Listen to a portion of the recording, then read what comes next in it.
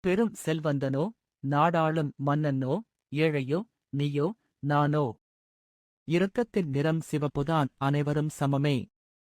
சகதி நிறைந்த சேற்றில் பிறக்கும் தாமரை, அதிலிருந்து எப்படி விலகி இருக்கிறதோ, அதுபோல வாழ்வில் பட்டும் படாமலும் இருக்கப் பழகுங்கள். நன்மை செய்தவர்க்கு திருப்பி நன்மை செய்வது உலக இயல்பு.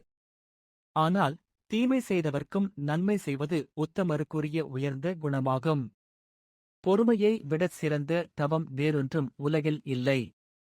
திருப்தியை விடச் சிறந்த இன்பம் இல்லை.